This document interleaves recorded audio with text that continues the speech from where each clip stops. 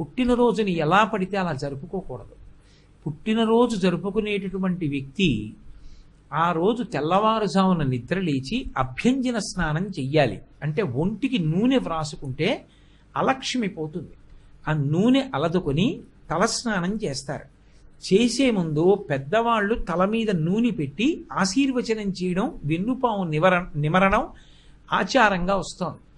ఆ స్నానం చేసిన తరువాత ఇష్టదేవతని ఆరాధన చెయ్యాలి. ఇంట్లో కులదైవం ఇష్టదైవం ఉంటారు. ఆ కులదైవాన్ని ఇష్టదైవాన్ని ఆరాధన చెయ్యాలి.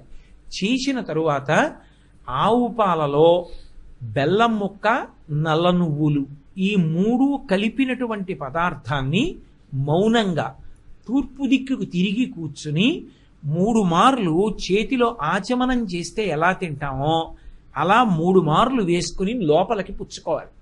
3 మార్లే. ఎందుచేత అంటే నల్ల నువ్వులు, బెల్లం, ఆవు పాలు కలిసినటువంటి పదార్థాన్ని 3 మాటలు పుచ్చుకుంటే వచ్చే పుట్టినరోజు లోపల ఏదైనా గండకాలం ఉంటే తొలగిపోతుంది అని. కాబట్టి ఈ 3 పదార్థములు కలిసినటువంటి దాన్ని చేతిలో వేసుకుని 3 మార్లు పుచ్చుకోవాలి. పుచ్చుకున్న తర్వాత గురుగారండి, హనుమకు తమలపాకులతో పూజ ఎందుకు చేస్తున్నారు? హనుమకి తమలపాకులతో పూజ చేయడము అనేటటువంటిది మనకి సర్వసాధారణంగా ప్రతి దేవాలయంలోనూ కనపడుతూ ఉంటుంది. తమలపాకుకి సంస్కృతంలో నాగవల్లి అని పేరు. అది బ్రహ్మగారి సృష్టిలోంచి వచ్చిన ఆకు కాదు అని చెప్పి ఒక నిర్ధారణ. ఎందుకంటే ఆ ఆకు మొదట ఎక్కడ పుట్టింది అంటే దేవేంద్రుడు తన యొక్క వాహనమైనటువంటి ఐరావతమనబడేటటువంటి ఏనుగుని ఏ కంబానికి వేసి కడతాడో, కంబము అంటే స్తంభము, ఆ స్తంభమునకు ఒక లత పుట్టింది తనంత తానుగా. ఆ పుట్టిన లత నాగవల్లి. నాగ అంటే ఏనుగు. ఆ ఏనుగుని కట్టిన స్తంభానికి పుట్టినటువంటి తీగ కాబట్టి దానికి నాగవల్లి అని పేరు. అందుకే నాగవల్లి దళైర్యుతం. దళము అంటే 3 అని. బేసి సంఖ్యలో పెట్టాలి తాంబూలం పెడితే అని 3 ఆకులు పెట్టండి అని దాని అర్థం.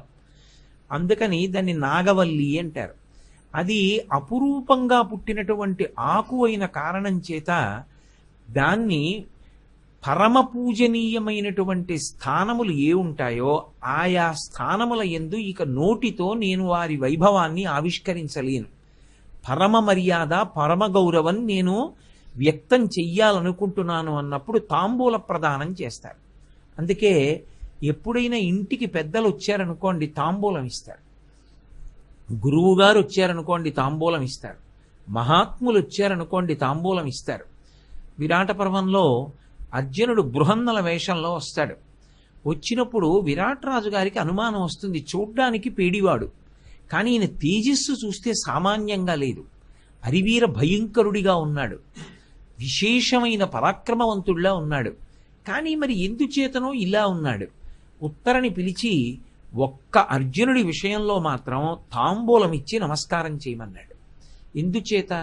అసలు విరాట్రాజు గారికి బృహన్నల్ని చూడగానే, ఆయన తేజస్సు చూడగానే అంత గౌరవం వచ్చింది. 2, ఉత్తరకి గురువు కాబోతున్నాడు, నాట్యాచార్యుడు కాబోతున్నాడు. ఆచార్య స్థానంలో కూర్చునే వ్యక్తికి అతని పట్ల గౌరవాన్ని ఆవిష్కరించడానికి ఒకే ఒక్క మార్గం తాంబూలం ఇవ్వడం. అందుకే ఏ మంగళకార్యమైనా స్థిరం చేసినప్పుడు మొట్టమొదట తాంబూలంతో ప్రారంభం అవుతుంది. ఏదో నిశ్చితార్థం జరిగిందనుకోండి, తాంబూలాలు పుచ్చుకున్నారండి అంటారు. తాంబూలాలు పుచ్చుకున్నారు అన్న మాటకు అర్థం ఏంటంటే ఆ మంగళప్రదమైన కార్యాన్ని నిర్ణయించారు అని గుర్తు. అటువంటి తమలపాకులతో హనుమకి పూజ చేస్తారు విశేషంగా. ఎందుచేత చేస్తారు అంటే హనుమయందు ఉండేటటువంటి గుణాలన్నీ కూడా మీరు ఏ గుణాన్ని ఆయన ఎందు చెప్పండి, ఆ గుణానికి చిట్ట చివరి హద్దు ఏది ఉంటుందో అది ఆయన ఒకడే అయి ఉంటాడు. ఏ మంచి గుణమైనా సరే మీరు ఏ మంచి గుణం చెప్పండి, దానికి చిట్ట చివరి హద్దేదో అదే హనుమ. అపారమైన వేగం ఉన్నవాడు అన్నారనుకోండి హనుమ. ఎప్పుడూ భక్తుల్ని రక్షించేవాడు, అమిత్రాణం భయకరో మిత్రాణం అభయంకర అన్నారనుకోండి హనుమ. చాలా తేలికగా ప్రసన్నమయ్యేవాడు హనుమ. ఇంత వేగంగా వెళ్ళగలిగిన వాడు నిశ్చలంగా కూర్చుని రామనామం జపం చేయగలిగిన వాడు హనుమ. ఇంద్రియములను అంత గొప్పగా గెలిచినవారు హనుమ. గొప్ప బుద్ధిమంతుడు హనుమ. నవవ్యాకరణ పండితుడు హనుమ. గురువుగారిని సేవించి చదువు నేర్చుకోవడంలో ఆయనంత కష్టపడ్డవాడు ఎవడూ లేడు. సూర్యుడితో కలిసి తిరిగి చదువు నేర్చుకోవడం అంటే మాటలు కాదు. అలా సూర్యగమనం జరుగుతుండగా సూర్యుడితో కలిసి సూర్యుడు భూమికి ప్రదక్షిణంగా వెడుతున్నప్పుడు తాను వెళ్ళి చదువు నేర్చుకున్నాడు. ఆయన తేజస్సుని ఓర్చుకున్నాడు. అందుకే ఆయనంత గురుభక్తి తత్పరుడు లేడు హనుమ. గురుభక్తి అన్నాం అనుకోండి, హనుమ పేరే చెప్పాలి. అలాగే పరోపకారం కోసమని చెప్పి దీనివల్ల నాకేమొస్తుంది అని అడగకుండా ఎంత ఉపకారమైనా చెయ్యాలి అంటే ఆయనే. తీవ్రమైన స్థితి హనుమ. అందుకే రామార్థం వా నరార్థం చికీర్షం కర్మదుష్కరం సముద్రస్య పరంపారం దుష్ప్రాపం ప్రాప్తుమిచ్చతి అంటారు మహర్షి. ఎవరి కోసం 100 యోజనలు సముద్రం దాటాలి? ఎవరి కోసం అంత కష్టపడి అన్వేషణ చెయ్యాలి అంటే రాముడి కోసం, వానరుల కోసం. పరోపకారం కోసం అంత కష్టపడము అంటే హనుమ. అద్భుతమైన వాగ్వైభవము అంటే హనుమ. బుద్ధినివ్వగలిగిన వాడంటే హనుమ. రోగనాశనం చెయ్యగలిగిన వారంటే హనుమ. అసలు ప్రాణం పెట్టేవారు అంటే హనుమ. అందుకే రామాయణంలో హనుమ ఎక్కడ కనబడితే అక్కడ ప్రాణాలు నిలబడతాయి. అలా ప్రాణాలు నిలబెట్టగలిగిన వారెవరు అంటే హనుమ. అంత బలపరాక్రమాలుండి అంత బుద్ధి ఉండి కూడా తన కోసమని తాను ఒక పని చేసుకోని వాడు ఎవరైనా లోకంలో ఉంటే హనుమ ఒక్కరే. ఇవన్నీ ఒకెత్తైతే భార్యని స్వీకరించి కూడా కామం కోసం భార్యని స్వీకరించని ఏకైక వ్యక్తి ఈ సృష్టిలో హనుమ. లోకంలో ఎవరు భార్యని స్వీకరించినా కామము ధర్మబద్ధం చేసుకుని సంతానాన్ని పొందడానికి స్వీకరిస్తారు. సువర్చల వరమడిగింది. కామము లేనివాడు యజ్ఞయాగాది క్రతువులు నిర్వహించడానికి ధర్మపత్నిని కోరుకున్నవాడు ఎవరైనా ఉంటే వాడికి ఇల్లాలినవుతానంది. లోకంలో కామం లేనివాడు, సంతానాన్ని పొందాలన్న అపేక్ష లేనివాడు, కానీ గృహస్థాశ్రమంలో ఉంటే తప్ప యజ్ఞయాగాది క్రతువులు చేయడం కుదరదు కనుక అందుకొరకు భార్యని స్వీకరించాలి అని అనుకున్నవాడు, భార్యకి మళ్ళీ సంతానాన్ని పొందాలన్న కోరిక ఉండి భర్త ఆమెని స్వీకరించి ఆమె యందు సంతానం పొందకపోతే మళ్ళీ అది మహాపాపమై హింస కిందకు వస్తుంది. ఇద్దరి యందు అదే ప్రవృత్తి. ఆమెకి సంతాన అపేక్ష లేదు, ఆమెకి కామము లేదు. ఆయనకి కామము లేదు, ఆయనకి సంతానాపేక్ష లేదు. గృహిణిగా ఒకరికి ధర్మపత్నిగా ఆయనకి యజ్ఞాధికారం కల్పించాలి ఆవిడ కోరిక. గృహస్థాశ్రమంలో ఉండి జీవితం పండించుకోవాలి హనుమ కోరిక. అందుకే రామకృష్ణ పరమహంస శారదాదేవిలా ఇద్దరూ కలిసి ఉన్న అసలు కామమనేటటువంటి మాటకి జీవితంలో చోటు లేని ఏకైక వ్యక్తి ఎవరైనా ఉంటే స్వామి హనుమ. అందుకే మీరు ఏ గుణములు చూడండి, ఆ గుణములన్నిటిలోనూ కూడా చిట్ట చివరి స్థితిని ఇక పోల్చడానికి వీలు లేదు. ఇన్ని గుణములు కలిగిన వాడెవరు అని మీరు అడిగారనుకోండి, చాలా కష్టం చెప్పడం. మీరు ఏ మంచి గుణం చెప్పండి, ఆ మంచి గుణానికి చిట్ట చివరి హద్దుగా నిలబడేవారు ఎవరంటే హనుమ నిలబడతారు. అంతటి మహానుభావుడు, అంతటి త్యాగనిరతి కలిగిన వారు, అంతటి స్వామి భక్తి పరాయణుడు. ఇంత గొప్పవాడై ఆయన్ని పిలిస్తే ఆయన వస్తారా అంటే చెప్పడం కష్టం. ఆయన్ని పొగిడితే సంతోషిస్తారా అంటే చెప్పడం కష్టం. కానీ రామనామం కాసేపు చెప్తే చాలు పరిగెత్తుకొచ్చేస్తారు. ఎత్ర ఎత్ర రఘునాథ కీర్తనం తత్ర తత్ర కృతమస్తకాంజలిం బాష్పవారి పరిపూర్ణలోచనం మారుతిం నమత రాక్షసాంతకం. అందుకే ఆయనకి మహావీరుడు అని పేరు. వీరుడు అంటే కేవలం శరీర బలం ఒక్కటే కాదు, వీరుడు అంటే అంతటి వేదాంతి. అందుకే రామచంద్రమూర్తి వీరాసనం వేసి కూర్చున్నారనుకోండి, వేదాంత పాఠం చెప్తున్నారు అని గుర్తు. అందుకే ఇప్పటికీ ఒక శ్లోకం చెప్తుంటారు పెద్దలు. వైదేహీ సహితం సురద్రుమతలే హైమే మహామంటపే మధ్యే పుష్పకమాసనే మణిమయే వీరాసనే సుస్థితం అగ్రే వాచయతి ప్రభంజనసుతే తత్వం మునిభ్య పరం వ్యాఖ్యాంతం భరతాధిభి పరివృతం రామం భజే శ్యామలం అంటారు. అనేక మంది మునులు ఉన్నటువంటి సభ. భరతాదులు కూడా ఉన్నారు. అంటే భరతుడు, లక్ష్మణుడు, శత్రుఘ్నుడు కూడా ఉన్నారు. భరతుడు యువరాజు కాబట్టి రాజు తర్వాత ఆయన కూర్చోవాలి. కానీ రాముడు వీరాసనం వేసుకొని తత్వముద్రలో ఉన్నాడంటే వేదాంతం చెప్తున్నాడు. అంటే రాముడు గురుస్థానంలో ఉన్నాడు. గురువుకి, గురుపత్నికి, గురుపుత్రుడికి అభేదం. మూడు గురుస్థానముల కిందే నిర్ణయింపబడ్డాయి. అందుకని గురువుగారు వేదాంత ముద్రలో కూర్చుంటే సాంసారికమైనటువంటి బుద్ధితో గురుపత్ని ఉండదు. ఆమె సీతమ్మ కూడా అప్పుడు వేదాంతమనందే రమిస్తోంది. అందుకే జానకి అనలేదు, సీత అనలేదు, వైదేహి సహితం, విదేహ వంశంలో పుట్టినది. అంటే దేహభ్రాంతి లేనిదై ఆమె ఉన్నది. అంటే ఆత్మగా ఆవిడ కూర్చుంది. ఆత్మారాముడై రాముడు కూర్చున్నాడంటే గురువుగా కూర్చున్నాడు. కూర్చుంటే ముందెవరు కూర్చుంటారు అంటే యువరాజైనా కూడా భరతుడు కూర్చోడు. అగ్రేవా చయతి ప్రభంజనసుతే వాయుపుత్రుడైన హనుమ కూర్చుంటాడు. అంటే వేదాంతాన్ని వినడంలో అంత శ్రద్ధాభక్తులు కలిగినటువంటి శిష్యుడు. రాముణ్ణి సేవించిన వారు ఎందరో ఉంటారు. కానీ ఎప్పుడు రామపాదాల దగ్గర ఇలా నమస్కరిస్తూ కూర్చోగలిగిన వాడు హనుమ ఒక్కరే. అందుకే ఆయనకి మహావీరుడు అని ఒక పేరు. మహావీరుడు అంటే శరీర బలం ఒకటి ఉన్నవాడు అని కాదు, అంతటి వేదాంత ప్రజ్ఞ కలిగినటువంటి వాడు, అంతటి నిశ్చలమైన మనసున్నవాడు, అంతటి ఇంద్రియ నిగ్రహం ఉన్నవాడు, ఇంద్రియములను గెలిచినవాడు, ఇన్ని గుణములు కలిగినవాడు. అన్ని గుణములు కలిగిన మహావీరుడికి తమలపాకుతో పూజ చేస్తారు. ఎందుకంటే అది బ్రహ్మగారి సృష్టిలో లేని పదార్థం గనక, నాగవల్లి అని పేరుంది కనుక అటువంటి వారికి తమలపాకుతో పూజ. అందుకే హనుమ ఒక్కరికి తమలపాకులతో పూజలు చేయుట అనేటటువంటి ప్రక్రియ లోకంలో రావడానికి కారణం అది.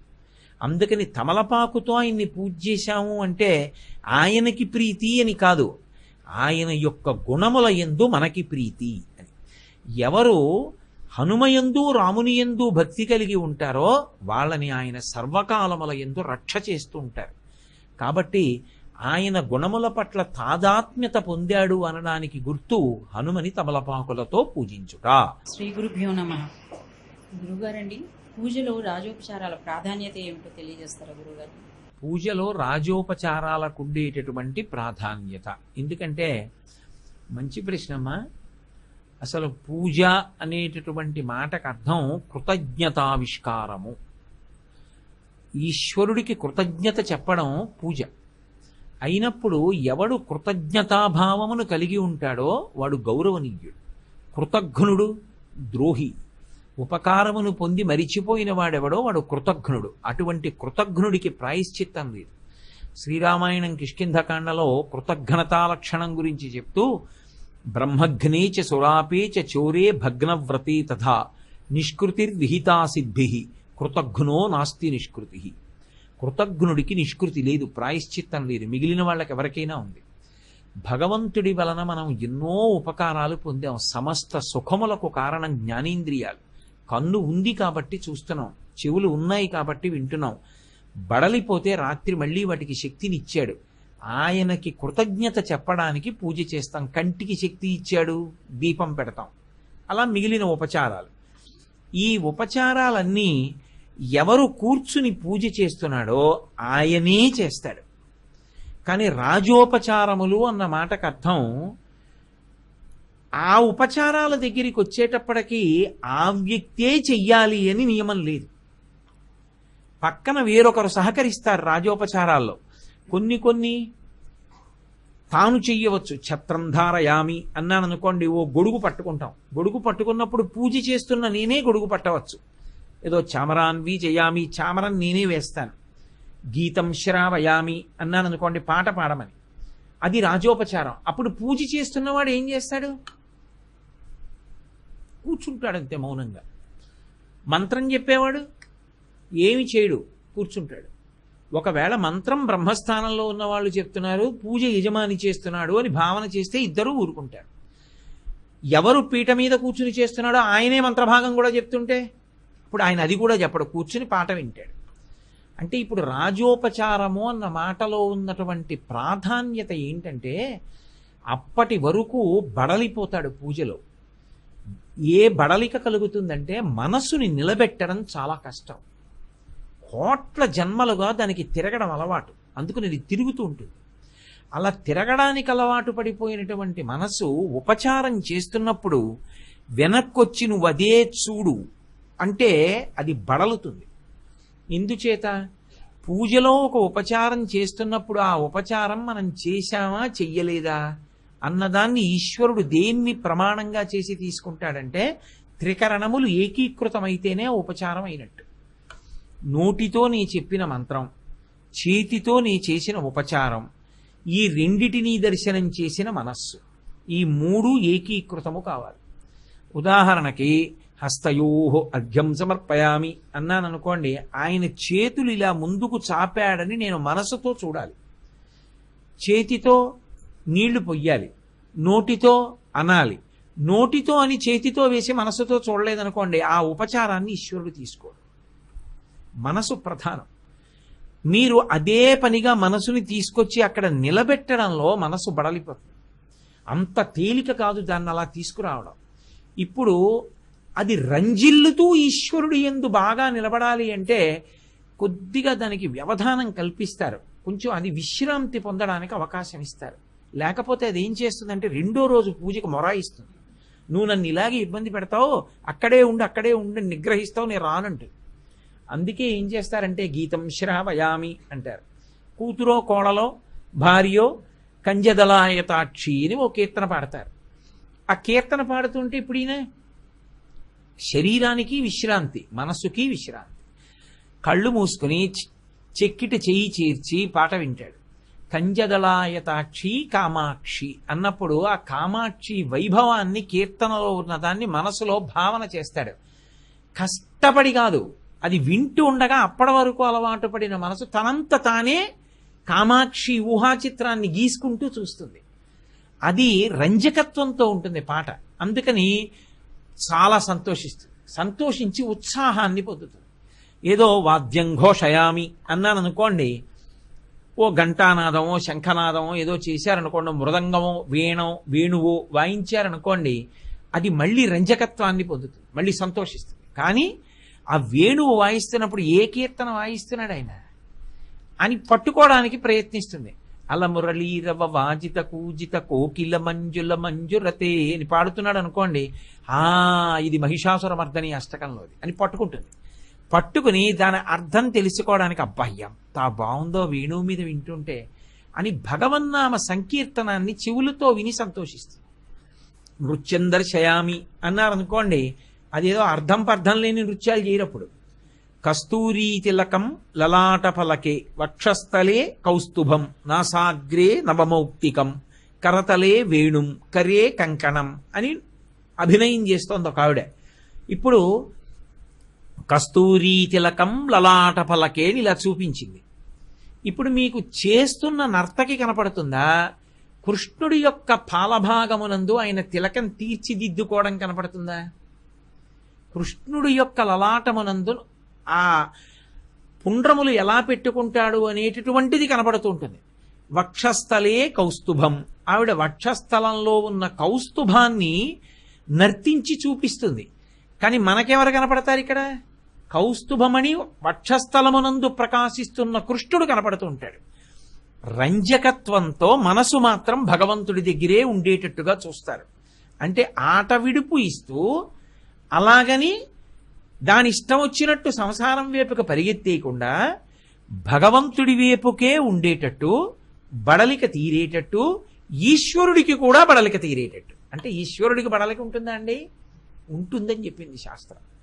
దేని చేత ఉంటుంది అంటే ఆయనకి తీసుకొచ్చి అభిషేకం చేసినప్పుడు ఆయనకి కూడా బడలిక ఉంటుంది. ప్రాణప్రతిష్ఠ చేసి అస్మిన్ బింబేస్మిన్ సన్నిధింకురు అని మీరు అడిగినప్పుడు ఆ చైతన్యం అందులో ఉండి అంతసేపు స్నానం అవి చేయిస్తే ఆయన కూడా బడలుతాడు.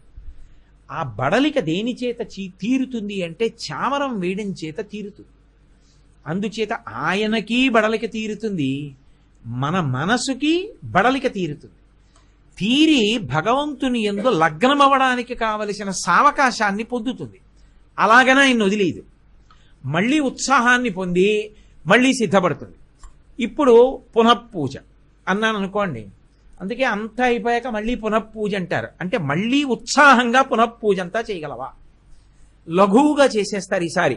సహస్రశీర్ష పురుష ఇవన్నీ చెప్పరు. ఉమామహేశ్వరాభ్యాం నమః ఆవాహయామి హస్తయో అర్ఘ్యం సమర్పయామి పాదయో పాద్యం సమర్పయామి అంటే టక టక టక టక మళ్ళీ ఉత్సాహంగా చూస్తుంది. అంటే బడలిక తీరింది. బడలిక తీరిందంటే కాసేపు పడుకుని రాలేదు, భగవంతుని యందే మనసుంచి బడలిక తీరింది. ఇలా తీరడానికి అవకాశాన్ని కల్పించి తానే చెయ్యవలసిన అవసరం లేకుండా దాని యందు నిష్ణాతులైన వారి చేత వారు నేర్చుకున్న దాన్ని ఈశ్వరుడితో అనుసంధానం చేసి చేసేటటువంటి ఉపచారానికి రాజోపచారం అని పేరు. రాజశబ్దం ఎందుకు వచ్చింది అంటే సింహాసనంలో కూర్చున్న వాళ్ళెవరో వాళ్ళు ఏం చేస్తారంటే అందరికన్నా మంచి కళాకారుడు రాజ్యంలో ఎవరున్నాడో వాడు ఆయన సంతోషించాలని వెళ్ళి పాట పాడతాడు. మంచి సంగీత విద్వాంసుడు ఉన్నాడు, ఆయన సంతోషం ఎప్పుడు మహారాజు గారి దగ్గరికి వెళ్ళి కచేరీ చేసి రాజుగారి విని సహబాష్ అన్నాడు అనుకోండి, సంతోషం. మన ఇంట మహారాజు ఎవరు? సింహాసనంలో ఉన్నవాడు, ఆయన సంతోషించాలి. నా భార్య ఓ పాట పాడుతుంది, నా కోడలు వీణ వాయిస్తుంది, నా కూతురు నృత్యం చేస్తుంది, నేను ఛత్రం పడతాను. ఇప్పుడు రాజోపచారంలో ఏమైంది? నేను ఒకనే కాదు పూజ, నా కుటుంబం అంతా సేవించు ఈశ్వరుడు. అప్పటి వరకు నా పూజకి కావలసిన పదార్థములను వాళ్ళు తయారు చేస్తుంటారు. పూజకు ముందు పూజగది తుడవడం, ఏదో మన్నీళ్లు పెట్టడం, పువ్వులు పెడతారు. మహానైవేద్యం వేళకి నైవేద్యం అందించడానికి వంట చేస్తున్నారు. ఇప్పటి వరకు నైవేద్యం అయిపోయింది, చక్కగా వచ్చి కూర్చుంటారు. కూర్చుని వాళ్ళకి మరి అంత పూజ జరుగుతోంది, నాకేదో చెయ్యాలని ఉంటుంది కదా మనసులో. ఉన్నప్పుడు చక్కగా వాళ్ళు మనసుని అందులో లగ్నం చేసి సేవిస్తారు. అందుకే విలాస విద్య అని ఒకటి ఉంటుంది, అది తప్పకుండా సంగీతంగా విధించారు. పూర్వం మహారాజుల దగ్గర నుంచి అందరూ కూడా సంగీతం నేర్చుకోవడానికి కారణం ఏంటంటే మనసుకి సున్నితత్వం కలుగుతుంది. ఈశ్వరుడి దగ్గర కూర్చుని దాన్ని అన్వయం చేసినప్పుడు మనసు లయం అవుతుంది. ఈ ఊళ్ళోనే ఉన్నారు డాక్టర్ జగదీశ్వరి గారు, ఎంతో గొప్ప శస్త్రచికిత్సా నిపుణురాలు. ఎన్ని వేల ప్రసవాలు చేశారో, ఎంతమంది పిల్లలు ఆవిడ చేతుల మీద పుట్టారో, ఎంత సంగీతం నేర్చుకున్నారు ఆవిడ. నేనే చూశా స్వయంగా. ఆవిడ పూజామందిరంలో కూర్చుని తంబూరా పట్టుకుంటే పరవశించిపోయి అర్ధనిమీలిత నేత్రాలతో ఇప్పటికే ఆవిడ కీర్తన చేసుకుంటాడు. ఆవిడ అంత తీరుబడి లేని వృత్తిలో ఉన్నప్పటికీ కూడా నేర్చుకున్న సంగీతం ఎందుకు పనికొచ్చిందంటే భగవంతుని యందు తాదాత్మ్యత పొందడానికి పనికొచ్చింది. అందుకే రాజోపచారం ఎందుకు పనికొస్తుందంటే తానొక్కడే చేయడం కాదు, కుటుంబం అంతా కూడా అందులోకి వచ్చి కూర్చుంటారు. కూర్చుని ఈశ్వరుణ్ణి సేవించుకుంటారు. అప్పుడు ఏమవుతుంది? రోజు ఒక కీర్తనే, రేపు ఇంకొక కీర్తన పాడదాం. నాన్నగారు పూజ చేసుకుంటుంటే కూతురు రేపటికి కనీసం ఇంకో చిన్న కీర్తన సాధన చేసుకుంటుంది. అలా కనీసం ఓ 20 కీర్తనలు వచ్చనుకోండి, ఒకటి కాకపోతే ఒకటి మార్చి మార్చి పాడుతూ ఉంటారు. దానివల్ల సంగీత సాధన కూడా నడుస్తుంది. మహారాజు ఇంట్లో ఎవరు? తండ్రి కూడా కాదు, ఆయన్ని కూడా రక్షించగలిగిన వాడు మా ఇంటి సింహాసనంలో ఉన్నాడు. వాడికి జవాబుదారీతనం ఏర్పడుతుంది. ఇంట్లో ఉన్న వాళ్ళందరూ వాడి పట్ల మర్యాదతో ప్రవర్తించడం నేర్చుకుంటారు. ఎందుకని? ఏదో వచ్చి పాట పాడడం కాదు, అక్కడ కూర్చుని పాట పాడడానికి కావలసిన అర్హత నిలబెట్టుకోవాలి కదా. ఇది భక్తిని పెంపొందింపజేస్తుంది. రెండు సమాజంలో వివిధ రంగాలలో మంచి నిష్ణాతులైన కళాకారులు ఉంటారు. కాకినాడ పట్టణం ఉందనుకోండి, కాకినాడ పట్టణంలో మంచి వైణికులు ఉంటారు, మంచి వేణువు వాయించే వాళ్ళు ఉంటారు, గొప్ప సంగీత విద్వాంసులు ఉంటారు, ఎందరికో సంగీతం నేర్పిన పెద్దాడ సూర్యకుమారి గారు లాంటి వాళ్ళు ఉన్నారు. అప్పుడు ఏం చేస్తారు? దేవాలయంలో పూజ చేసేటప్పుడు రాజోపచారాలు వాళ్ళకి ఇస్తారు.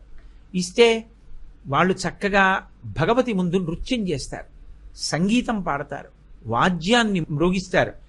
వాళ్ళు సంతోషాన్ని పొందుతారు, మేము దేవాలయంలో సేవ చేయగలిగామని. దేవాలయం అందరినీ హక్కున చేర్చుకుంటుంది. అందుకే ఎదురుగుండా ఎప్పుడూ రాజోపచారాల కోసం ఒక మంటపాన్ని నిర్మాణం చేస్తారు. మీరు ఇప్పటికీ ప్రాచీన దేవాలయాలు, రామప్ప దేవాలయం కానీ, హంపి విజయనగరంలో ఉన్నటువంటి దేవాలయాలు కానీ చూస్తే, ఒకప్పుడు కృష్ణదేవరాయల వారి భార్య, రెండో భార్య ఆ తిరుమలదేవి చిన్నాదేవుల్లో చిన్నాదేవి నృత్యం చేసేది. ఆవిడ నృత్యం చేస్తున్నప్పుడు మళ్ళీ సంగీత పరికరాలు పట్టుకుని వచ్చి కూర్చోవలసిన అవసరం లేకుండా రాతి స్తంభాలు చెక్కి బట్ట పట్టుకుంటే మహారాజు ఒక్కడే కూర్చునేవాడు. ఎందుకని ఆవిడ మహారాణి, మరి ఆవిడ నృత్యం చేస్తుంటే ఇక మిగిలిన వాళ్ళు చూసేవారు కాదు, భగవంతుడు మాత్రం చూడాలి. అందుకే స్వామి ఎదురుగుండా ఆవిడ నృత్యం చేస్తుంటే పెద్ద బట్ట పట్టుకునేవారు, రాయల వారు ఒక్కరూ లోపల కూర్చునేవారు మిగిలిన అంతఃపుర పరివారంతో. బయట సంగీత విద్వాంసులు పాట పాడుతుంటే దానికి అనుగుణంగా సంగీత స్తంభాల మీదే వాయించేవారు. అందుకే సంగీత స్తంభాలు దేవాలయాల్లో ఉండడానికి కారణం అది. మహారాజు తన భార్య అయినా సరే తీసుకెళ్లి దేవాలయంలో రాజోపచారం చేయించి ఆమె కూడా తరించడానికి మార్గం సుగమం చేసేవాడు. దానివల్ల వచ్చే లక్షణం ఏంటంటే అంత పెద్ద సభలో ఆ దేవాలయంలో ఆవిడ ఎంత గొప్పగా పాడిందో, వచ్చే ఏడాదికి కనీసం నేను కూడా ఓ కీర్తన పాడాలి, మిగిలిన వారికి అనురక్తి కలుగుతుంది. ఇది రాజోపచారముల చేత సంస్కృతి విస్తరిస్తుంది, సంస్కృతి నిలబడుతుంది. ఇల్లంతా కూడా సింహాసనానికి వినయంతో సేవ చేసే అవకాశం కలుగుతుంది. అందుకే పూజలో రాజోపచారాలకి అంత ప్రాధాన్యత ఉంది. ఒకవేళ అవన్నీ చేయలేకపోతే అప్పుడు ఒక లక్షణం ఉంటుంది. ఏం చేస్తారంటే మనసుతో భావన చేసి అక్షత ఒక్కటి సమర్పిస్తారు. మిగిలి సింహాసనం సమర్పయామి అన్నప్పుడు అక్షత ఎలా వేశావో అలాగే కనీసం ఛత్రం ధారయామి చామరం విజయామికి ఇంట్లో ఛత్రం చామరం ఉండాలి. గజాన్నారోహయామి అన్నాను అనుకోండి, నిజంగా ఏనుగు తెచ్చి ఎక్కించలేకపోవచ్చు, కానీ ఆ ఏనుగు తీసుకొచ్చి అక్కడ పెట్టినప్పుడు ఇలా పెట్టి తీయడం కాదు, ఏనుగు మీద పరమేశ్వరుడు ఎక్కితే ఆయన ఆ ఏనుగు మీద నడిచి ఆ ఏనుగు వెడితే ఆయన కూడా ఏనుగు మీద వెడుతుంటే ఎలా ఉంటుంది అన్నది అర్చకుడు భావించాడు అనుకోండి, అప్పుడు ఆ ఏనుగుని చూపించడంలో తేడా వస్తుంది. మీకు నేను ఒక ఉదాహరణ చెప్పాలంటే, విశాఖపట్నం కొమ్మాదిలో అష్టలక్ష్మీ నారాయణ దేవాలయం, వైశాఖేశ్వర మంగళగౌరీ దేవాలయం ఒకే ప్రాంగణంలో ఉన్నాయి. వైశాఖేశ్వర దేవాలయంలో స్ఫటికలింగం, ఆ స్ఫటికలింగం దగ్గర అర్చన చేసేటటువంటి ఒక అర్చకుడు ఉంటాడు శివాలయంలో.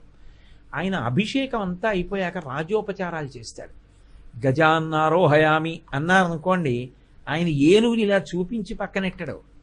ఆయన ఏం చేస్తాడంటే ఆ ఏనుగుని చక్కగా పట్టుకుని అలా స్వామి దగ్గరికి తీసుకెళ్ళి ఇలా కిందకి పెట్టి ఆపుతాడు. అంటే ఆ ఏనుగు కాలు మడిచిందని, దాని చెవి పట్టుకుని మహారాజు హుందాగా పైకెక్కి కూర్చున్నాడని, పరమశివుడు అలా కూర్చున్నప్పుడు ఆయన గంటలు మోగాయని, ప్రమదగణాలన్నీ శంఖనాదం చేశాయని భావన చేస్తాడు.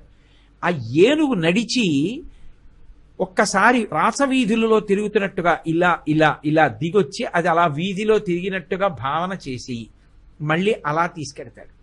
అంటే పరమశివుడు కిందకి దిగాడు, వెళ్ళి సింహాసనంలో కూర్చున్నాడు. ఏనుగు ఇలా తిప్పడు, పృష్ఠభాగం చూపించాడు, ఇలా తిప్పి ఇలా ఇలా ఇలా వెనక్కి వచ్చి ఏనుగు నించుంటుంది. అంటే దాని స్థానంలోకి వెళ్ళిపోతుంది.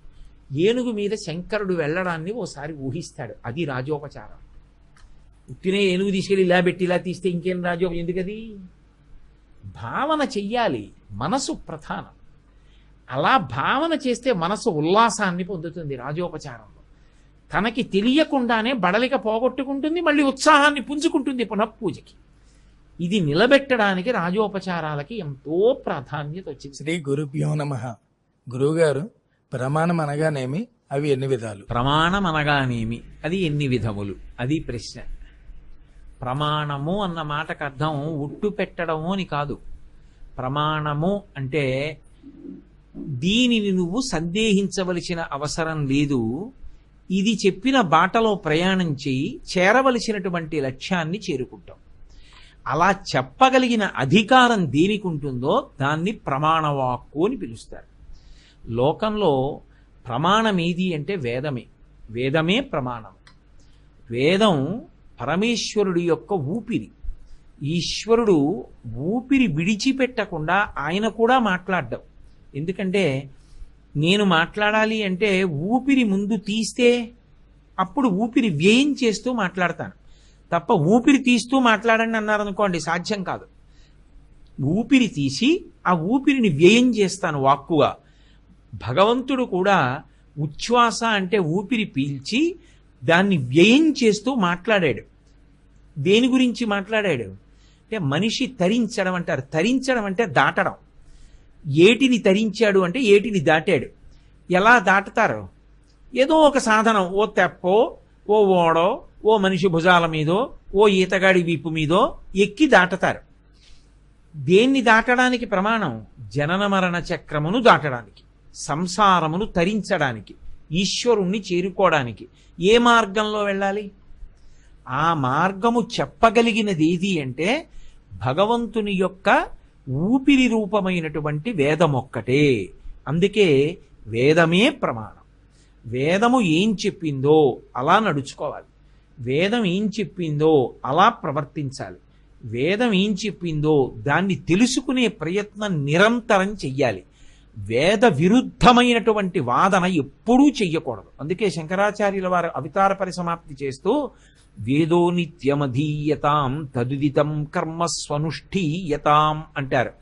వేదాన్ని ప్రతిరోజు వినండి, చదువుకోండి, అర్థం తెలుసుకోండి. ఆ వేదము ఎలా చెప్పిందో అలాగే మీరు కర్మ చెయ్యండి, పని చెయ్యండి. దుస్తర్కాస్తు విరంయతాం. ఆ వేదం ప్రమాణం ఏమిటి? వ్యాసుడు ప్రమాణం ఏమిటి? ఈ దుస్తర్కాన్ని విడిచిపెట్టు. ఇట్లాంటి అక్కరలేనటువంటి వాదనల జోలికి వెళ్ళవద్దు.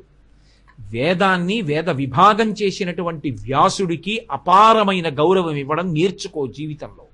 దుస్తర్కాస్తు విరంయతాం. ఎప్పుడైనా మనకున్నటువంటి శక్తిని దేని కొరకు వాడాలి? శృతిని సమర్థించడానికే, వేదాన్ని సమర్థించడానికే ఎప్పుడూ కూడా తన యొక్క శక్తిని ఉపయోగించాలి. కాబట్టి లోకంలో ప్రమాణవాక్యేది అంటే వేదము. వేదం అంతా నేను ఎలా చదువుకుంటానండి, లేకపోతే నేను వేదం అంతా ఎలా వినగలను, నాకు ఎలా అర్థమవుతుంది అని బెంగ పెట్టుకుంటారేమోనని కలియుగంలో వ్యక్తులకు ఉండేటటువంటి ఆయుర్దాయాన్ని దృష్టిలో పెట్టుకుని అనంతమైన వేదరాశిని వ్యాస భగవానుడు 4గా విభాగం చేశాడు. ఇందులో నువ్వు ఏ వేదంలో పుట్టావో కనీసం ఆ వేదం చదువుకునే ప్రయత్నం చెయ్యి, చాలు. అందుకని ఋగ్వేదము, యజుర్వేదము, సామవేదము, అధర్వణ వేదము అని 4గా విభాగం చేశాడు. నేను వేదమంతా కూడా చదువుకోలేదు.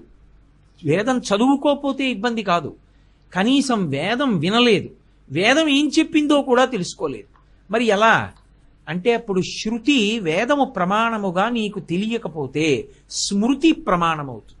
స్మృతి అంటే వేదంలో ఉన్నటువంటి ప్రధానమైనటువంటి విషయాలు ఏ ఉంటాయో నిత్య జీవితంలో ఆచరించవలసినవి, దాన్ని ఋషులు క్రోడీకరిస్తారు. ప్రధానమైన విషయాలు పైకి తీస్తారు, తీసి సంకలనం చేస్తారు. మనుస్మృతి, యాజ్ఞవల్క స్మృతి, అత్రి స్మృతి, గౌతమ స్మృతి. ఒక్కొక్క ఋషి వేదాంతర్గతమైనటువంటి ఆచారకాండ తరించడానికి సంబంధించిన విషయాలు తీసి సంకలనం చేస్తాడు. అది ఆ ఋషి పేరు మీద స్మృతిగా వస్తుంది. శృతి తెలియకపోతే, శృతి అంటే వేదం, స్మృతి, శృతి స్మృతి రెండూ కూడా నాకు తెలియదు అంటే పురాణం. మూడవది పురాణం ప్రమాణం. ఎందుకు పురాణాలు ఇచ్చాడు వ్యాస భగవానుడు అంటే పురాణము చరిత్ర కాదు. బాగా జ్ఞాపకం పెట్టుకోవాలి. చరిత్రకి పురాణానికి ఒక తేడా ఉంటుంది.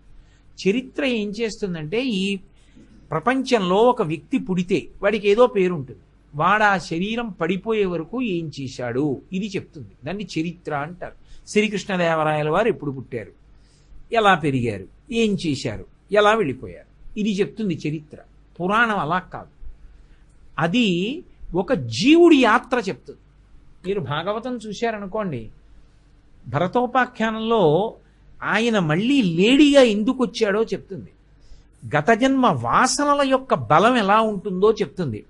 ఆఖరణ అలా మారి మారి మారి మారి మారి మారి పునర్జన్మలు పొంది చిట్ట చివరకే ఆ జీవుడు ఎలా తరించాడో చెప్తుంది. ఇప్పుడు ఏ ఏ విషయాలు మనని పాడు చేస్తాయో, ఎలా పాడు చేస్తాయో, ఏది ఎక్కువ పట్టుకుంటే ఎన్ని జన్మలలోకి వెళ్ళవలసి ఉంటుందో తెలిసి వస్తుంది.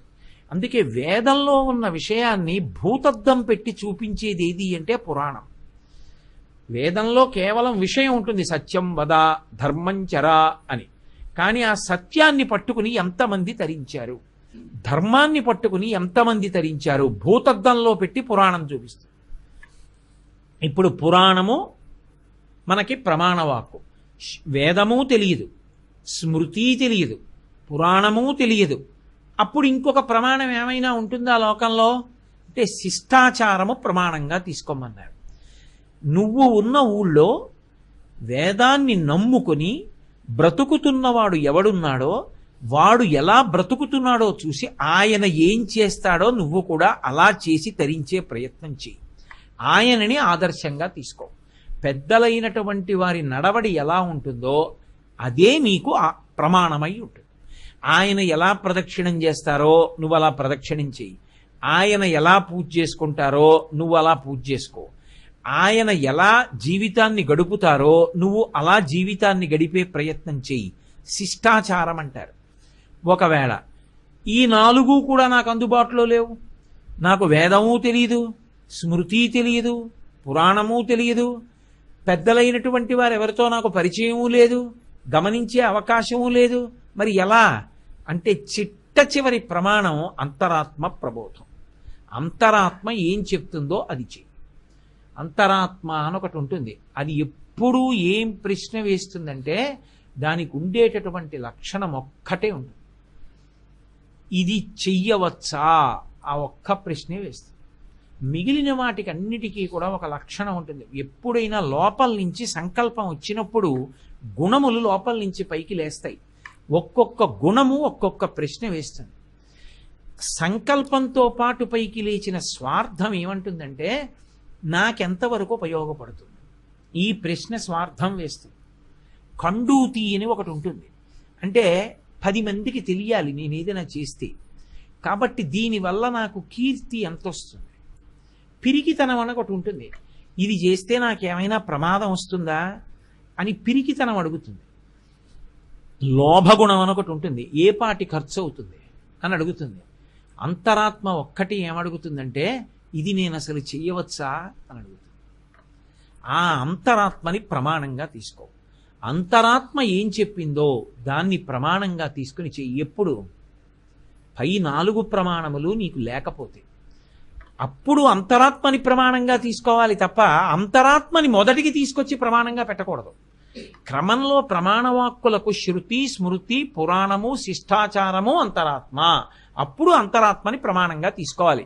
కాబట్టి వేటిని ప్రమాణంగా తీసుకుంటే మనం తరిస్తామో, భగవంతుణ్ణి చేరుతామో అటువంటి వాటిని ప్రమాణవాక్కులు అని పిలుస్తారు.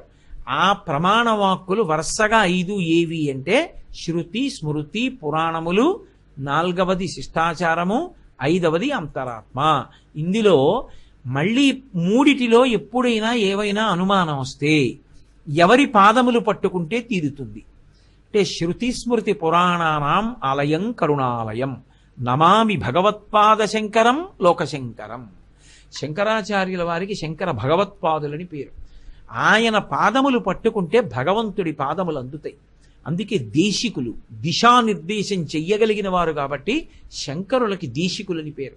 భవశంకర దేశికమే శరణం, ఆచరించి చూపించిన వారు కాబట్టి ఆచార్య, శంకరాచార్య అని పిలుస్తాం. అపారమైన జ్ఞాన నిధి, అందుకని గురువు గారు అని పిలుస్తాం. ఇన్ని పేర్లు శంకర భగవత్పాదులకు ఉండడానికి కారణం అదే. వీటిలో ఎప్పుడైనా ఏదైనా అనుమానం వస్తే శంకర భగవత్పాదులకి చెప్పి నమస్కారం చేయి. నీకు వాటిని నివృత్తి చేసేవాడు ఎవరో ఒకరి రూపంలో శంకరులు పంపించి నీ యొక్క సమస్యలకి సమాధానం చెప్తారు. కాబట్టి ఆ 5టిని ప్రమాణవాక్కులు అని పిలుస్తారు. శ్రీ గురుభ్యో నమః. అవతారం అనగా ఏమి, అవతారం యొక్క ప్రయోజనం వివరించండి. అవతారం అనగానేమి, అవతారము యొక్క ప్రయోజనమేమి? సాధారణంగా ఆయన అవతారం అండి అంటుంటారు, భగవంతుడు అవతరించాడు అంటుంటారు. అవతారము అనేటటువంటి మాట సాధారణంగా అన్వయం ఎవరికి అవుతుందంటే శ్రీ మహావిష్ణువుకి, అమ్మవారికి అన్వయం అవుతుంది. ఎందుచేత? అవతారము అంటే ఏది ఈ కంటికి కనపడదో అది కంటికి తనంత తాను కనపడడానికి యోగ్యంగా దిగొచ్చేస్తే మన ప్రయత్నం లేకుండా దానికి అవతారం అని పేరు. మన ప్రయత్నంతో కనపడితే సాధన చేత సాక్షాత్కారం అని పేరు. నేను మీకు బాగా అర్థమయ్యేట్టు చెప్పాలంటే నెయ్యి ఎక్కడుంటుంది? పాలలోనే ఉంటుంది. పాలలోనే ఉన్న నెయ్యి కనపడాలంటే మామూలుగా చూస్తే కనపడదు. ఆ పాలు తీసుకెళ్ళాలి, పొయ్యి మీద పెట్టి కాయాలి, అప్పుడు దాన్ని తీసుకెళ్లి గోరువెచ్చగా అయ్యాక తోడు పెట్టాలి, కదపకుండా అట్టె పెట్టాలి, మరునాటికి తోడుకున్న తర్వాత కవ్వం దింపాలి, చిలకాలి, అందులోంచి వెన్న రావాలి, వెన్న కాస్తే అప్పుడు నెయ్యి వస్తుంది. ఎక్కడది నెయ్యి? పాలలోదే. కానీ క్రమం పాటించకుండా నెయ్యి కనపడుతుందా? కనపడదు. పాలలోనే ఉన్న నెయ్యి కొంత సాధన చేస్తే కనపడినట్టు విశ్వముగా ఉన్న విశ్వనాథుడు కొంత సాధన చేస్తే కనపడతాడు. అప్పుడు సాక్షాత్కారం అంటారు. అవతారం అంటే మిగిలిన వాళ్ళ ప్రమేయం ఏమీ లేకుండా అంతటా నిండిపోయినటువంటి భగవంతుడు ఒక చోట ఒక రూపంతో కిందకి దిగొస్తే అవతారం అంటారు. తార అంటే ఎక్కడో ఉంటుంది. అది నిజానికి భూమి కన్నా కొన్ని వేల రెట్లు పెద్దది. కానీ కంటితో చూసినప్పుడు ఎలా కనపడుతుంది? మిళుకు మిళుకు మిళుకు మిళుకుమంటూ నేను దాన్ని తీసుకొచ్చి దారంతో కట్టచ్చు, ఇలాంటి నక్షత్రాలు కొన్ని వందల నక్షత్రాలని కలిపి నేను దండ గుచ్చచ్చు అనిపిస్తుంది. కానీ నిజానికి నక్షత్రం అంత చిన్నదా? కాదు, అది స్వయం ప్రకాశకం. అంత పెద్ద నక్షత్రం చిన్న దానిలా కనపడుతుంది. అది యథాస్థితి కాదు. ఆ నక్షత్రం నిజంగా భూమి మీదకి వచ్చింది అనుకోండి, ఈ భూమి తట్టుకోలేదు. కానీ అవతార, తార, అవతార వ్యతిరేక పదాలు. అది భూమి మీదకి కిందకి దిగొస్తే, ఒక రూపాన్ని పొందితే, ఆ రూపం ఈ మాంసనేత్రము చేత చూడబడడానికి యోగ్యముగా కిందకి దిగొచ్చేస్తే, నేను ఎలా ఉంటానో అలా ఆయన కూడా దిగొస్తే, అప్పుడు అవతారంగా వచ్చాడు అంటారు. అవతారంగా భగవానుడు ఎన్నో రూపాలతో భూమి మీదకి వచ్చాడు.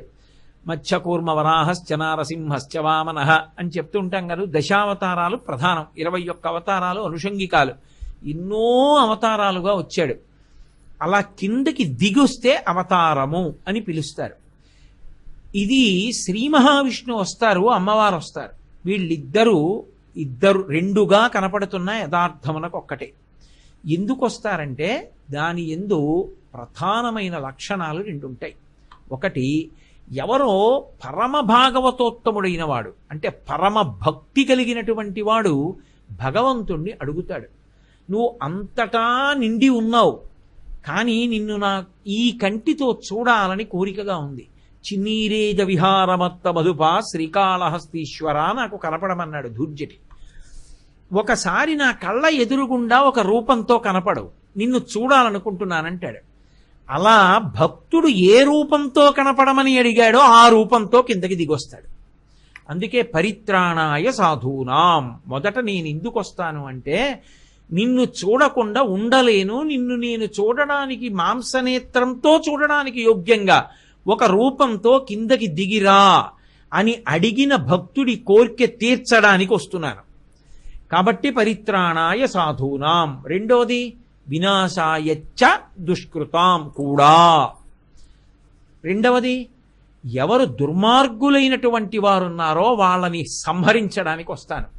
ఎవడు దుర్మార్గుడైన వాడు అంటే మనం కాదు నిర్ణయించవలసింది. దుర్మార్గుడు ఎవరో భగవంతుడే చెప్పాడు. శుద్ధ సాధులందు, భగవంతుణ్ణి నమ్ముకుని ఉన్నటువంటి భక్తులని ఇబ్బంది పెట్టాలని ప్రయత్నం చేసేవాడు. శుద్ధ సాధులందు సురలందు, దేవతల్ని ద్వేషించేవాడు. శృతులందు, వేదము యొక్క ప్రమాణం తిరస్కరించేటటువంటి వాడు. శుద్ధ సాధులందు సురలందు శృతులందు గోవులందు, గోవుల్ని హింస పెట్టేవాడు. విప్రకోటియందు, వేదం చదువుకుని నిస్వార్థంగా బతుకుతున్నటువంటి బ్రాహ్మణులను తిరస్కరించేటటువంటి వాడు. విప్రకోటియందు, ధర్మ పదవియందు ధర్మాన్ని తిరస్కరించేవాడు. తవిలి నాయందు, చిట్ట చివరికి ఈశ్వరుడే లేడన్నవాడు.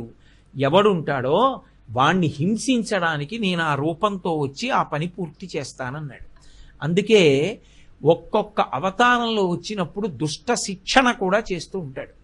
కాబట్టి పరిత్రాణాయ సాధూనాం వినాశాయ చ దుష్కృతాం. ఎందుకు వాళ్ళని చంపడం, ఎందుకు ఈయనకి కనపడ్డం అంటే ప్రధానం ధర్మ సంస్థాపనార్థాయ. ఏది ప్రమాణవాక్కో అందులో తాను వేదంలో చెప్పినటువంటి ధర్మం ఏదుందో, ఏది పట్టుకుని మనిషి ప్రవర్తించాలో అది మీరు పట్టుకోక్కర్లేదు, అది ప్రమాణం కాదు అని దుష్ప్రచారం చేస్తున్నటువంటి వాళ్ళ నుండి రక్షించి మిగిలిన వాళ్ళని కాదు కాదు మీరు ధర్మాన్ని పట్టుకోండి అని, ధర్మాన్ని పట్టుకున్నవాడు తరిస్తాడని మళ్ళీ లోకానికి ఇంకొకసారి నిరూపణం చేయడం కోసం సంభవామి యుగే యుగే, నేను అలా అవతారంగా వస్తూ ఉంటాను అని ఈశ్వరుడే చెప్పాడు. కాబట్టి ఆయన ఎందుకు వస్తాడు అంటే ఈ 3 కారణాలకి వస్తాడు. పరమ భాగవతోత్తములైనటువంటి వారి మాంసనేత్రానికి కనపడే రీతిలో ఈ భూమి మీదకొచ్చి వారిని అనుగ్రహించడానికి.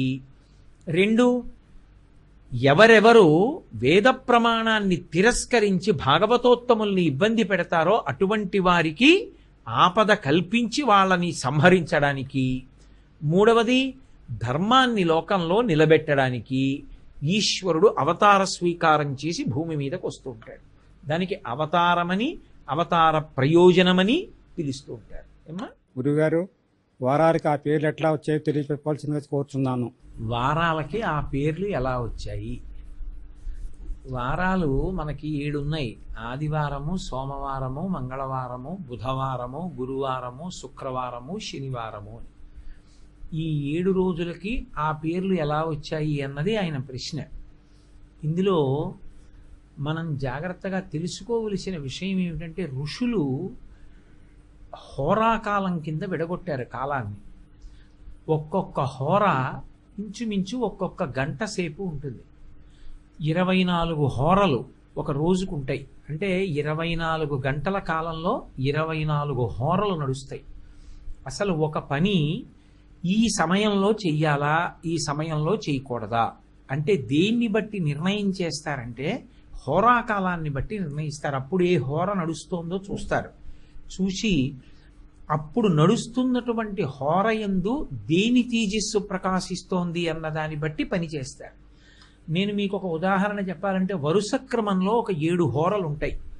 అందులో మొట్టమొదటి హోర సూర్యహోర, 2వ హోర శుక్రహోర, 3వ హోర బుధహోర, 4వ హోర చంద్రహోర, 5వ హోర శనిహోర, 6వ హోర గురుహోర, 7వ హోర కుజహోర. రాహువు కేతువు హోరాకాలంలోకి రారు.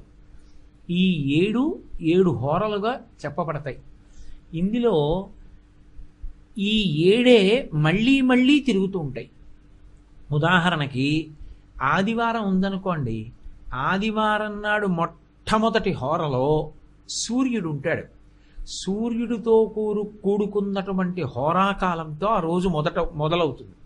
కాబట్టి దాన్ని రవివారము, భానువారము, ఆదివారము అని పిలుస్తారు. ఇప్పుడు 24 గంటలు కదా, 24 హోరలు కదా ఉంటాయి. ఇప్పుడు వరుసగా 3 ఏళ్ళు 21 ఇవే తిరుగుతాయి. మళ్ళీ సూర్యుడితో మొదలుపెట్టి సూర్యహోర మొదటి గంటలో అయిపోతుంది. అయిపోగానే దాని పక్కనే శుక్రహోర వస్తుంది, 2వ గంట అయిపోతుంది.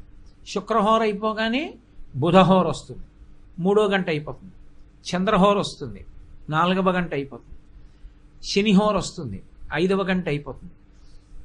6వ గంట దగ్గరికి వచ్చేటప్పటికి గురుహోర వస్తుంది, అయిపోతుంది. 7వ హోర దగ్గరికి వచ్చేటప్పటికి కుజహోర వస్తుంది, 7వ గంట అయిపోతుంది.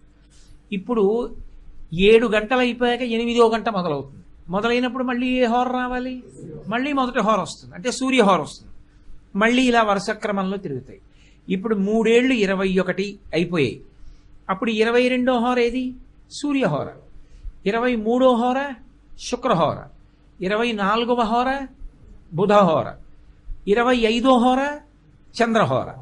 అంటే 24 హోరలు ఆదివారం అయిపోయాయి. 25వ హోర అంటే 2వ రోజు మొట్టమొదట ప్రారంభ కాలానికి ఏ హోర ఉంది? చంద్రహోర ఉంది. చంద్రుడికి సోముడని పేరు, అందుకని చంద్రహోరతో మొదలవుతోంది కాబట్టి సోమవారం అని వస్తుంది పేరు. ఇప్పుడు మళ్ళీ అలా తిరిగాయి అనుకోండి హోరలు.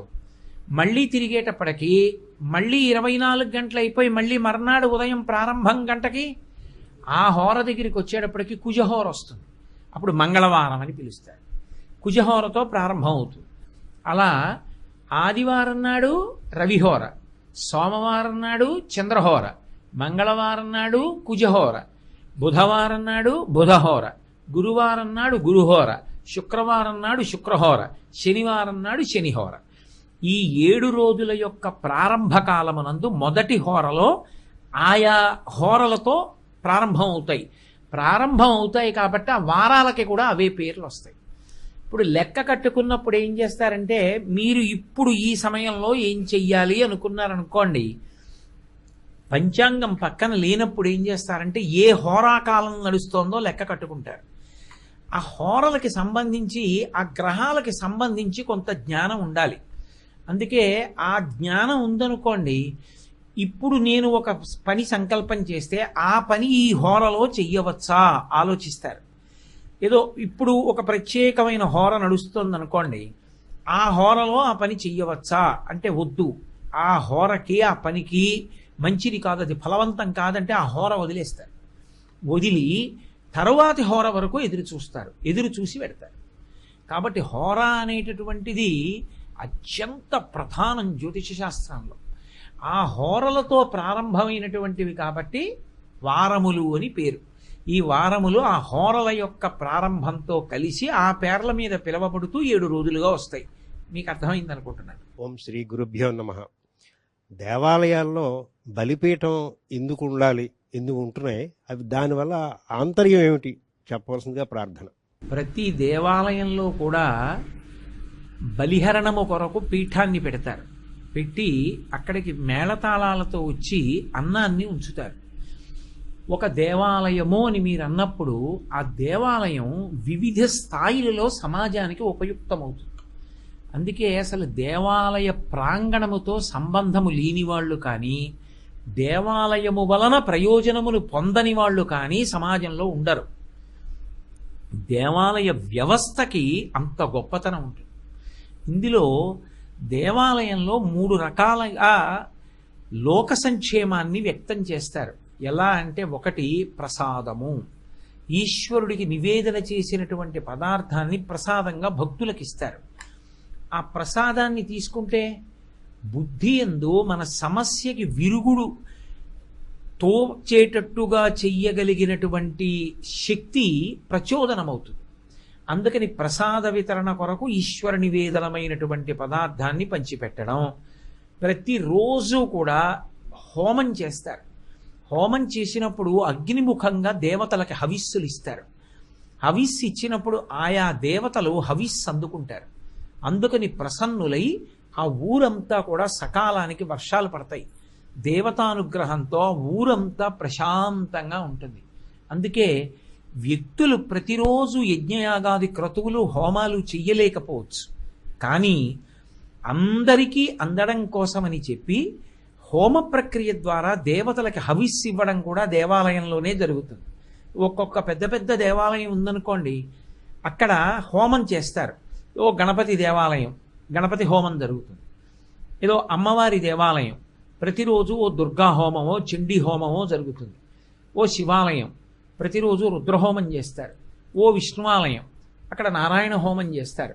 ఇలా దేవతలను ఉద్దేశించి హోమం చేసి హవిస్సునిస్తారు. ఇక 3వది బలిహరణ మంటపం. దేవాలయంలో ధ్వజస్తంభం ఎలా ఉంటుందో అలాగే బలిపీఠం అని ఉంటుంది. ఆ బలిపీఠం దగ్గరికి అర్చకులు ఏం చేస్తారంటే, ఈశ్వరుడికి నైవేద్యం పూర్తయిపోయిన తర్వాత కొంత అన్నాన్ని, అంటే నైవేద్యం మహానైవేద్యం పెట్టిన పదార్థాన్ని తెచ్చి ఆ బలిహరణ మంటపాల మీద ఉంచుతారు. అవి దేవాలయాల్లో వివిధ ప్రదేశాల్లో ఉంటాయి. ఆయా ప్రదేశముల యందు ఉంచుతారు. బలిభుక్కులు అంటారు. అవి ఎవరు తినాలి అంటే, అన్నీ ఈశ్వర సృష్టిలో వచ్చినవే. ఉగ్రభూతములు ఉంటాయి, పిశాచాదులు, అవి కూడా తిరుగుతూ ఉంటాయి. వాటికి అన్నం కావాలి, అవి తింటాయి. 2 కాకులు మొదలైనటువంటి పక్షులు ఉంటాయి, అవి తింటాయి. ఒక్కొక్కచో పిల్లుల్లాంటివి తిరుగుతుంటాయి, అవి కూడా తింటాయి. దేవాలయంలో వాటికి స్థానం లేదని లేదు, ఆ పక్షి కూడా అక్కడికి వచ్చి కాస్త 4 మెతుకులు తిని పెడుతుంది. అంటే ఏ మంత్రంతో సంబంధం లేకుండా, దానికి అధికారం ఉన్నదా లేదా అన్న సంబంధం లేకుండా, శౌచము దానికి ఉన్నదా లేదా అన్న సంబంధం లేకుండా, దేవాలయంలోకి అది ప్రవేశించవచ్చా ప్రవేశించకూడదా అన్న సంబంధం లేకుండా, దానివల్ల దేవాలయానికి పవిత్రత తగ్గుతుందన్నా కూడా అది కూడా వచ్చి తినడానికి అమంత్రకంగా, ఏ మంత్రం లేకుండా అది వచ్చి తిని వెళ్ళిపోవడానికి ఎక్కడ పదార్థం పెడతారో దాన్ని బలిహరణ మంటపాలంటారు. అవి వచ్చి తింటాయి. అవి ఏం చేస్తాయి? వచ్చి తిని వెళ్ళిపోవు, అవి అక్కడ కూర్చుంటాయి. ఎవరో భక్తుడు అటుగా ప్రదక్షిణానికి వస్తుంటే ఎగిరి దేవాలయం మీదకో ధ్వజస్తంభం మీదకో పెడతాయి, రెట్టలు వేస్తాయి, అరుస్తాయి, దెబ్బలాడుకుంటాయి, ఏడుస్తాయి. వీటన్నిటి చేత దేవాలయానికి శక్తి తగ్గుతుంది. తగ్గితే కుంభాభిషేకం చేస్తారు మళ్ళీ. తప్ప వాటికి ప్రవేశం లేదని మాత్రం విడిచిపెట్టరు. ఉగ్రభూతాలు కూడా తినడానికి ఏ మంటపం మీద అన్నం పెడతారో దాన్ని బలిహరణ మంటపం అంటారు. దేవాలయంలో మేళతాళాలతో వెళ్ళి పెడతారు దాన్ని అర్చకుడు. ఆంతరంగా ఆ బలిహరణ మంటపం ఎందుకు ఉంచుతారంటే, దేవాలయంలోకి వెళ్ళేటప్పుడు ఆ బలిపీఠం మీద ఒక బలి ఇచ్చి లోపలికి వెళ్ళాలి. ఏది బలి ఇవ్వాలి? అరిషడ్వర్గములను బలివ్వాలి. అరి అంటే శత్రువు, షట్ అంటే ఏవి మనని బాధ పెడుతున్నాయో ఆ 6: కామ, క్రోధ, లోభ, మద, మోహ, మాత్సర్యములు. ఈ 6టిని బలిపీఠం మీద విడిచిపెట్టేసేసి దేవాలయంలోకి వెళ్ళాలి. ఈ 6 విడిచిపెట్టి దేవాలయంలోకి వెళ్ళడము అన్న మాటకు అర్థం ఏంటి? అక్కడికి వెళ్ళాక ఈ కారణం చేత దేవాలయంలో నేను నా వెనకవాడి కన్నా నా ముందువాడి కన్నా అధికుణ్ణన్న భావన నీకు కలగరాదు.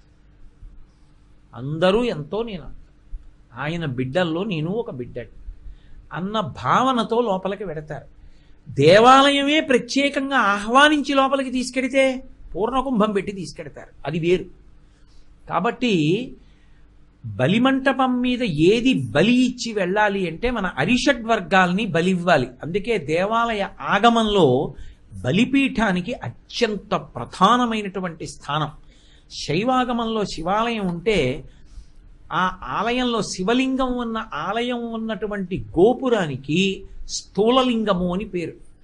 పైకి గోపురం వంక చూస్తే చాలు శివుడి యొక్క 8వ వంతు దర్శనం అయిపోయిన ఫలితాన్ని ఇస్తారు. అంటే దర్శన ఫలితంలో 8వ వంతు ఇస్తారు.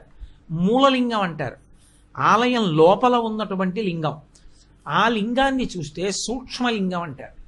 అప్పుడు ఆలయ దర్శనంలో 8వ వంతు ఫలితాన్ని సూక్ష్మలింగ దర్శనం చేసి ఇస్తారు. ఇక ఆ పైన ఉన్నటువంటి స్థూలలింగము, ఆలయంలో ఉన్నటువంటి సూక్ష్మలింగము కాకుండా 3వది ఉంటుంది. దాన్ని భద్రలింగం అంటారు. భద్రలింగం ఏది అంటే బలిహరణ మంటపం. అంటే దాని ఉద్దేశ్యం ఏమిటంటే, అది నాకెందుకని విడిచిపెట్టి వెళ్ళవలసింది కాదు.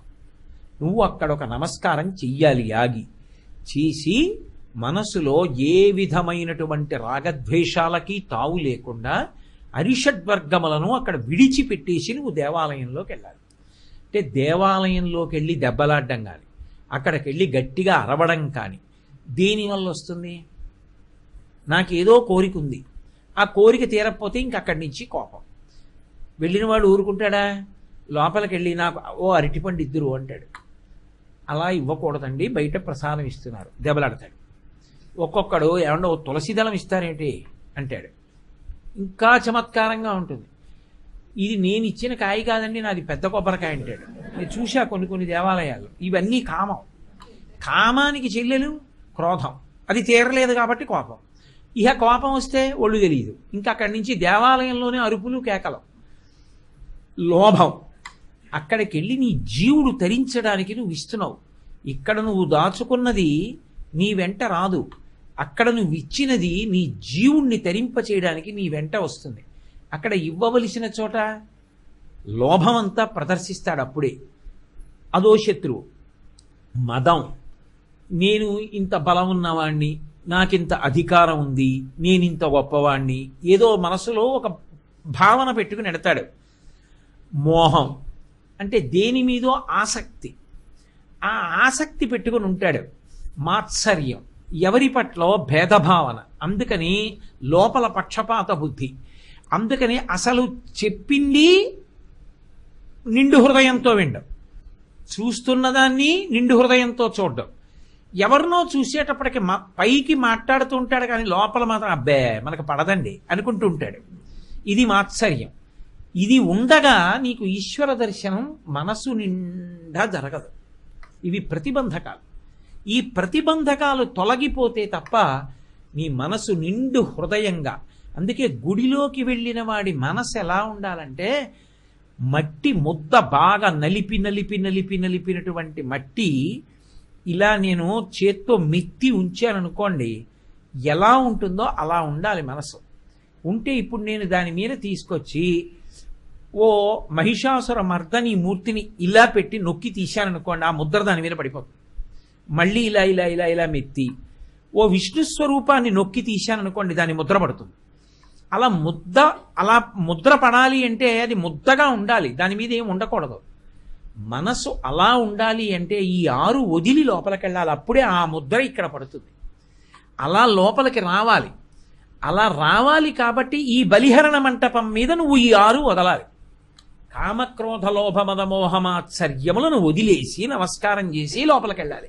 వెడితే మట్టి ముద్ద ఎలా ఉందో అలా ఉంది.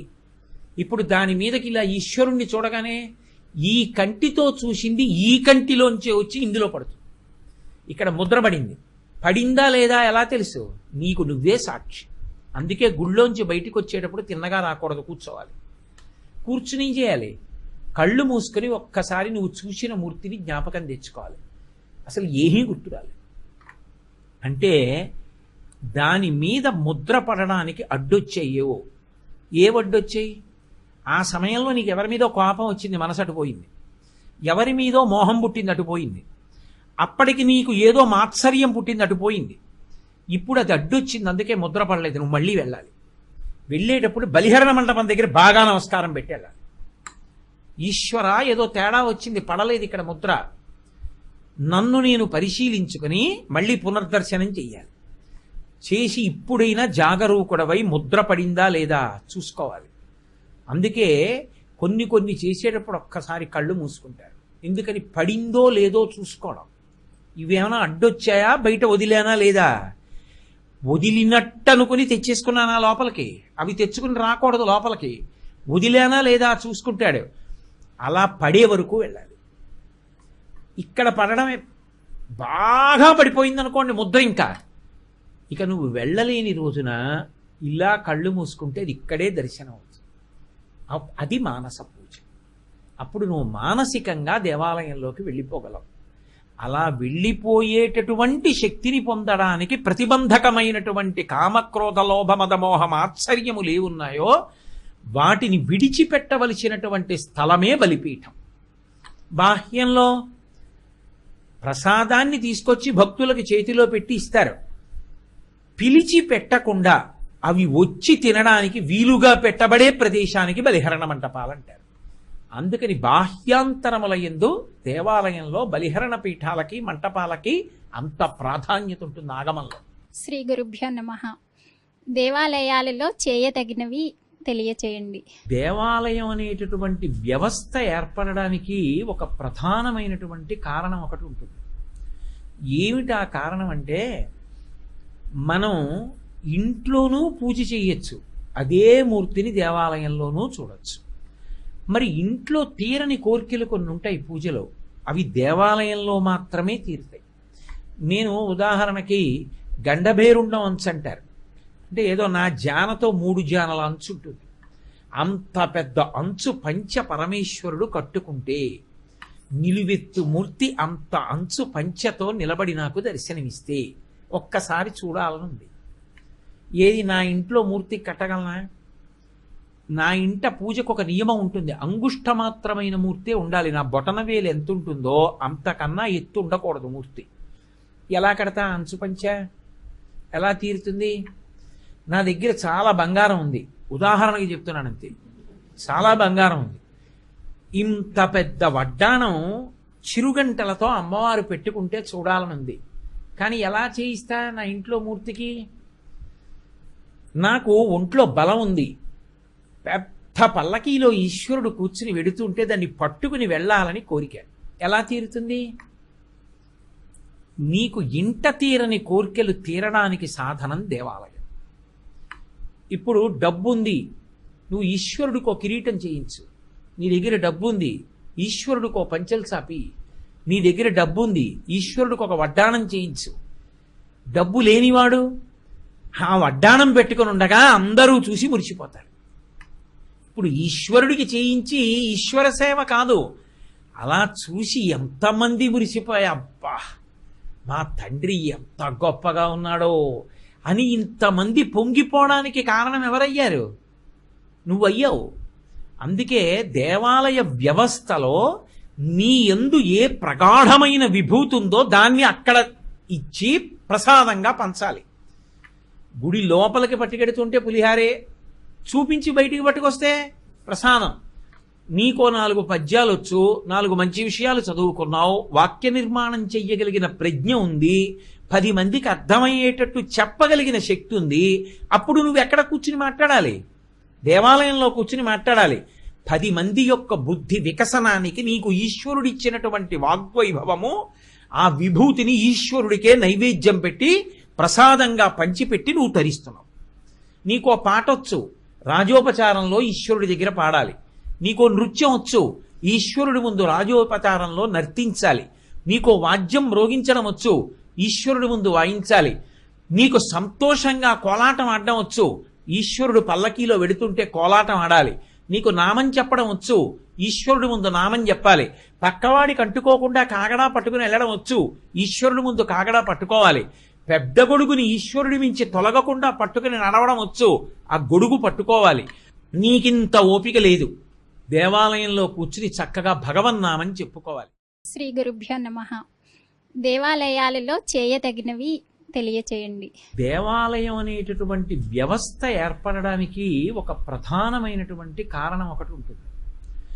ఏమిటి ఆ కారణం అంటే, మనం ఇంట్లోనూ పూజ చేయొచ్చు, అదే మూర్తిని దేవాలయంలోనూ చూడొచ్చు. మరి ఇంట్లో తీరని కోరికలు కొన్ని ఉంటాయి పూజలో, అవి దేవాలయంలో మాత్రమే తీరుతాయి. నేను ఉదాహరణకి గండభేరుండం అంచు అంటారు. అంటే ఏదో నా జానతో 3 జానల అంచు ఉంటుంది. అంత పెద్ద అంచు పంచ పరమేశ్వరుడు కట్టుకుంటే నిలువెత్తు మూర్తి అంత అంచు పంచతో నిలబడి నాకు దర్శనమిస్తే ఒక్కసారి చూడాలనుంది. ఏది నా ఇంట్లో మూర్తి కట్టగలనా? నా ఇంట పూజకు ఒక నియమం ఉంటుంది, అంగుష్టమాత్రమైన మూర్తే ఉండాలి. నా బొటనవేలు ఎంత ఉంటుందో అంతకన్నా ఎత్తు ఉండకూడదు మూర్తి. ఎలా కడతా అంచు పంచ? ఎలా తీరుతుంది? నా దగ్గర చాలా బంగారం ఉంది, ఉదాహరణకి చెప్తున్నాను అంతే. చాలా బంగారం ఉంది, ఇంత పెద్ద వడ్డాణం చిరుగంటలతో అమ్మవారు పెట్టుకుంటే చూడాలనుంది. కానీ ఎలా చేయిస్తా నా ఇంట్లో మూర్తికి? నాకు ఒంట్లో బలం ఉంది, పెద్ద పల్లకీలో ఈశ్వరుడు కూర్చుని వెడుతుంటే దాన్ని పట్టుకుని వెళ్ళాలని కోరిక. ఎలా తీరుతుంది? నీకు ఇంట తీరని కోరికలు తీరడానికి సాధనం దేవాలయం. ఇప్పుడు డబ్బు ఉంది, నువ్వు ఈశ్వరుడికో కిరీటం చేయించు. నీ దగ్గర డబ్బు ఉంది, ఈశ్వరుడికో పంచెలు చాపి. నీ దగ్గర డబ్బు ఉంది, ఈశ్వరుడికి ఒక వడ్డాణం చేయించు. డబ్బు లేనివాడు ఆ వడ్డాణం పెట్టుకుని ఉండగా అందరూ చూసి మురిసిపోతారు.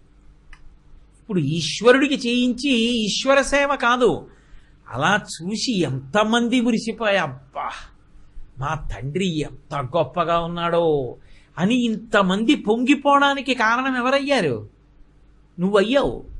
అందుకే దేవాలయ వ్యవస్థలో నీ యందు ఏ ప్రగాఢమైన విభూతి ఉందో దాన్ని అక్కడ ఇచ్చి ప్రసాదంగా పంచాలి. గుడి లోపలికి పట్టుకెడుతుంటే పులిహారే, చూపించి బయటికి పట్టుకొస్తే ప్రసాదం. నీకో 4 పద్యాలు వచ్చు, 4 మంచి విషయాలు చదువుకున్నావు, వాక్య నిర్మాణం చెయ్యగలిగిన ప్రజ్ఞ ఉంది, 10 మందికి అర్థమయ్యేటట్టు చెప్పగలిగిన శక్తి ఉంది. అప్పుడు నువ్వు ఎక్కడ కూర్చుని మాట్లాడాలి? దేవాలయంలో కూర్చుని మాట్లాడాలి. 10 మంది యొక్క బుద్ధి వికసనానికి నీకు ఈశ్వరుడిచ్చినటువంటి వాగ్వైభవము, ఆ విభూతిని ఈశ్వరుడికే నైవేద్యం పెట్టి ప్రసాదంగా పంచిపెట్టి నువ్వు తరిస్తున్నావు. నీకో పాట వచ్చు, రాజోపచారంలో ఈశ్వరుడి దగ్గర పాడాలి. నీకో నృత్యం వచ్చు, ఈశ్వరుడి ముందు రాజోపచారంలో నర్తించాలి. నీకో వాద్యం మ్రోగించడం వచ్చు, ఈశ్వరుడి ముందు వాయించాలి. నీకు సంతోషంగా కోలాటం ఆడడం వచ్చు, ఈశ్వరుడు పల్లకీలో వెడుతుంటే కోలాటం ఆడాలి. నీకు నామం చెప్పడం వచ్చు, ఈశ్వరుడి ముందు నామం చెప్పాలి.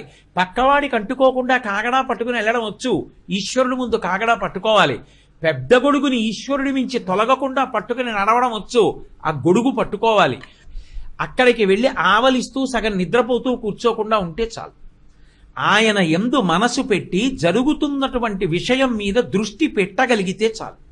దేవాలయానికి వెళ్ళి ప్రదక్షిణం చేయి, నమస్కారం చేయి, ప్రసాదాన్ని స్వీకరించు. నీకు ఓపిక ఉంది, భక్తుల్ని ఒక క్రమంలో పంపించు. నీకు ఓపిక ఉంది, దేవాలయాన్ని తుడు. నా ఇంటిని నేను తుడుచుకున్నాను అనుకోండి, నా భార్యకి అది చిన్నతనం. ఏమిటో పాపం కోటేశ్వరరావు రోజు పొద్దున్న ఆయన తుడుచుకుంటాడండి ఇల్లు అంటారు.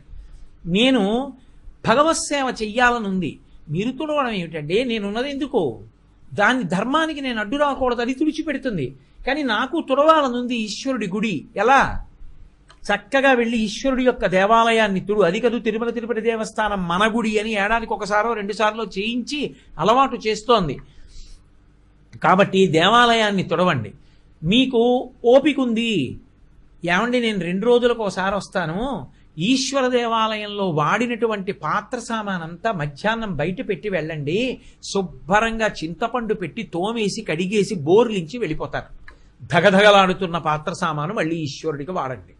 నాకు ఓపిక ఉంది, ఈశ్వరుడికి కట్టి విప్పినటువంటి బట్టలు ఉతికి ఆరేసి తిరిగి ఇచ్చేస్తారు. ఒక్కొక్క దేవాలయాన్ని నమ్ముకొని ఆ దేవాలయానికి అవసరమైనటువంటి సేవ ఏదో ఒకటి చేస్తారు. అందుకే మన ఇంట మనం పండగ చేసుకునేటప్పుడు ఇల్లు తుడుచుకుని కడుక్కునే ముందు దగ్గరున్న దేవాలయంలో చేసి మన ఇంట్లో చేసుకోవాలి. దేవీ నవరాత్రులు వస్తున్నాయి అంటే మన ఇల్లు తుడుచుకోవడానికి ముందు దేవాలయాన్ని తుడవాలి, మన ఇల్లు కడగడానికి ముందు దేవాలయాన్ని కడగాలి. అలా చేసి తరిస్తాడు. ఏ చిన్న విభూతి ఉండనివ్వండి, దేవాలయానికి అర్పణ చేసి తరిస్తాడు. నీకు ఏమీ పని లేదు, 2 గంటలు ఖాళీగా ఉన్నావు, రోజు దేవాలయంలో వెళ్ళి కూర్చుని 2 గంటలు ఏమైనా చదువుకో. చక్కగా 2 గంటల సమయంలో దేవాలయం దగ్గర ఉన్నటువంటి మొక్కలకి నీళ్లు పోసి పెంచి పెద్ద చెయ్యి, వాటికి కుదుర్లు కట్టు. అక్కడ గోవులుంటే గోవులకి సేవ చేయి. ఆ గోశాల తుడు, గోశాల కడుగు, గోశాలలో ముగ్గులు వేయి, ఆవుల్ని తుడు, ఆవులకి పసుపు రాయి, ఆవుకి కాస్త బొట్టు పెట్టు. ఎక్కడైనా గ్రాసం కనపడితే కోసి పట్టుకొచ్చి ఆవుకి వేయి. పితృదేవతలు కూడా సంతోషిస్తారు. నీకు ఖాళీ సమయం ఉంది, దేవాలయంతో అనుబంధం పెట్టుకో. నీ ఇంటితో నీకు ఎలా అనుబంధమో ఒక గుడితో అలా అనుబంధం. సాయంకాలం అయింది, దేవాలయానికి పోయి ఏదో ఒక సేవ, కాసేపు ఈశ్వర దేవాలయంలో సేవ చేయడం, కాసేపు చదువుకోవడం, ప్రదక్షిణాలు చేయడం, నమస్కారం చేసుకోవడం, పాట పాడడం, నృత్యం చేయడం, వాద్యం మ్రోగించడం, కోలాటం ఆడడం, పల్లకి పట్టుకోవడం, వాహనాలు తుడవడం, బూజులు దులపడం, దేవాలయం తుడవడం, దీపపు సమ్మెలు సిద్ధం చేయడం. ఒక్కొక్క చో ఏం చేస్తారంటే, ఒక్కొక్క ఊళ్ళో ఆలయం ఐశ్వర్యప్రదమైతే ఉత్సవాలు జరుగుతున్నప్పుడు ఏం చేస్తారంటే ఆలయంలో నిద్ర చేస్తారు. నిద్ర చేసి ఎందుకని అనేకమైన సామాన్లు బయట పెడతారు, ఎవరి గొడవ వాడిది. అందుకే ఆలయంలో నిద్రన్నా చేస్తారు, లేకపోతే రాత్రి ఆలయానికి కాపు కాస్తారు. అయ్యా పాడ్యమి నాడు నేను కాపలా ఉంటా, నేను నా మిత్రుడు, ఆ రోజు రాత్రి పడుకోరు, అది జాగరణ. ఆలయంలో కాపు కాసి ఎక్కడెక్కడ ఏ వస్తువులున్నా ఏమీ ఇబ్బంది రాకుండా ఆలయ ప్రాంగణం అంతా తిరుగుతూ ఉంటారు. దానివల్ల ఆలయాన్ని రక్షించడానికి ఒక నిద్ర వదిలేశావు, ఈశ్వరుడు మర్చిపోతాడు అనుకుంటున్నావా? గుర్తు పెట్టుకుని కాపాడతాడు. నీ అసలు సేవ చెయ్యాలన్న తాపత్రయం ఉండాలి, కానీ అక్కడ అవకాశం లేకపోవడం మాత్రం ఉండదు. అలా రాత్రింబవళ్ళు నువ్వు ఏ సేవ చేద్దామంటే నీ ఓపికకి తగినట్టుగా సేవ చెయ్యడానికి అవకాశం ఉన్న కేంద్రము దేవాలయం ఒక్కటే. నీకు డప్పు కొట్టడం వచ్చు, ఈశ్వరుడు పల్లకీలో పెడుతుంటే డప్పు కొట్టు. నీకు సన్నాయి ఊదడం వచ్చు, సన్నాయి ఊదు. నీకు చెక్క భజన చేయడం వచ్చు, చెక్క భజన చెయ్యి. నీకు చిడతలు వాయించడం వచ్చు, వాయించు. ఏ తక్కువ పదవిలో లేడు, ఇన్కమ్ ట్యాక్స్ ఇన్స్పెక్టర్గా ఉన్నాడు నా మిత్రుడు రామకృష్ణారావు. భజన జరుగుతుంటే ఎంత అందంగా ఆ చిడతలు వేస్తుంటాడు, ఎంత అందంగా శేషు డప్పు వాయిస్తాడు, ఎంత అందంగా భజన చేస్తున్నారు. నువ్వు ఏం చేయగలవో అది చెయ్యి. నేనేం చేస్తానండి అన్న మాట అనకు.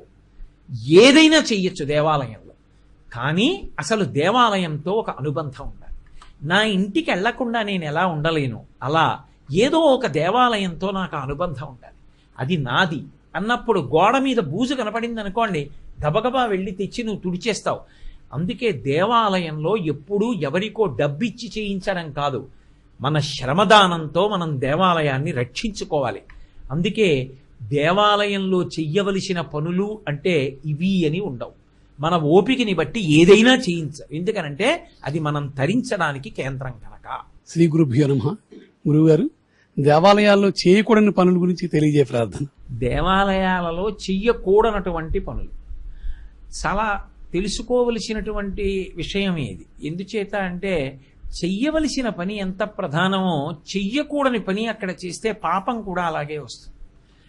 దేవాలయంలో చెయ్యకూడనటువంటి పని అనేటిది ప్రధానంగా ఏమిటి అంటే అక్కరలేని మాటలన్నీ అక్కడ మాట్లాడటం.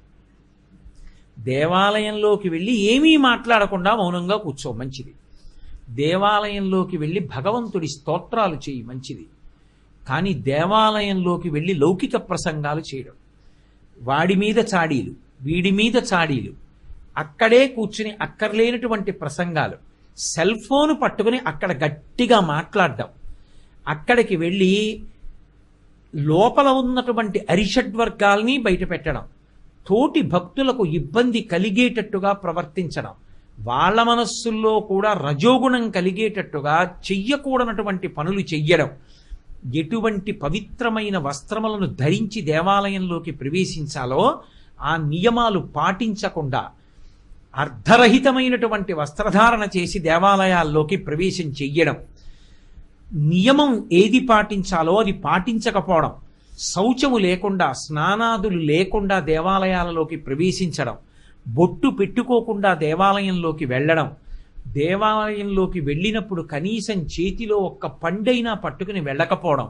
అథవా ఓ ప్రదక్షిణం చెయ్యకుండా అక్కడ గబ్బ గబ్బ గబ్బ గబ్బ నడుస్తూ తిన్నగా మూలమూర్తి దగ్గరికి వెళ్ళిపోవడం, దేవాలయంలో ఉండేటటువంటి గోడలకి స్తంభాలకి వీపు ఆంచి కూర్చోవడం. ఎందుచేత అంటే దేవాలయంలో ఉన్నటువంటి ప్రతి ఇటక, జ్ఞాపకం పెట్టుకోండి, మహాతపస్సు చేసి ఈశ్వరా నేను నీ సన్నిధానంలో ఉండాలి అని కోరుకున్న భక్తులు దేవాలయాలలో స్తంభాలుగా, గడపలుగా, గోడలుగా వస్తారు. ఇప్పటికీ మనకి వెంకటాచలంలో కులశేఖర ఆళ్వార్ పడి అంటారు. వెంకటేశ్వర స్వామి ఎదురుగుండా ఉండేటటువంటి మొదటి గడప ఆళ్వారులలో ఒకటైన కులశేఖర ఆళ్వార్. నేను ఎప్పుడూ నిన్ను చూడాలి, నా మించి భక్తుల దాటినప్పుడు వాళ్ళ పద రజస్సు నా మీద పడాలని కోరుకున్న మహాత్ములు దేవాలయంలో గోడలవుతారు, ఇటకలవుతారు, స్తంభాలవుతారు.